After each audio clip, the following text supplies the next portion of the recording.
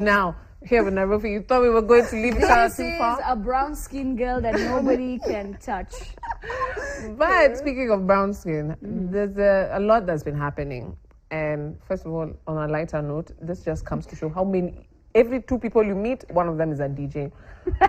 But there has been a lot of stories involving DJs. And most recently was DJ Brownskin, who sent a video to the now deceased wife's friend of her taking her own life, and him sitting there recording and being very ice cold and insensitive Ignorant. to the situation. I have been in relationships that I can personally attest to being toxic, but it never gets to a point you're insensitive to human life. Like, I feel like these days, so basically what you're saying has happened is she was taking her life and he felt the need to take a video of it because he thought it was a joke, a toxic joke that she was playing.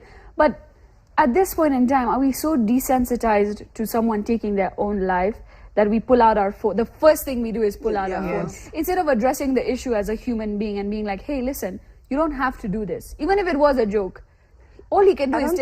Even if somebody tried to take their life 20,000 times in front of my eyes, I will never get tired of reassuring that person that they're okay. And I guess that comes from a place of me being an empath, but I can't speak for anybody else. Actually, I think before someone tries to even take poison, it means you had done something that triggered this 100%. Action. So him recording the video is so insensitive because he knew this person is not okay because I did this and this. Yeah. So I feel like actually people take mental health really lightly, casually, which is so I think right now the biggest number of people who are dying is the people who take their lives. I think we've been seeing suicides and all that, and it's because people just take it lightly. I think in Africa we are still yet to accept that that's an issue. But I mean, what do we think? Like, you know, it's so insensitive of him, and what do you think would happen to him?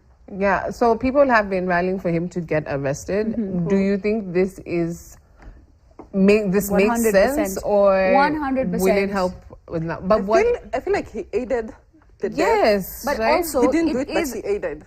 Taking a video of somebody taking their life is technically being an accessory to the murder. Because in Kenya, suicide is still considered murder, right? It's not. If you have the power to stop suicide from happening, you have to do it. That's what our constitution says that. Whereas if there's certain people that don't have control, like if someone is on top of a building, there's no way you're going to that's why we have people who negotiate and interfere in these instances, because measures have to be taken. It's as simple as that. And he didn't do that. And also to think that this is your husband who's there with you and not protecting you.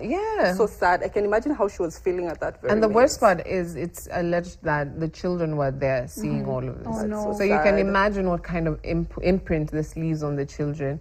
And like you said, it just didn't start that day. There's something that led to all of this. But I think one thing we can learn from this is never be too desensitized to such a sensitive topic. Yes. And never let somebody take poison in front of you. Now, speaking of poisonous, we have a story about Trump.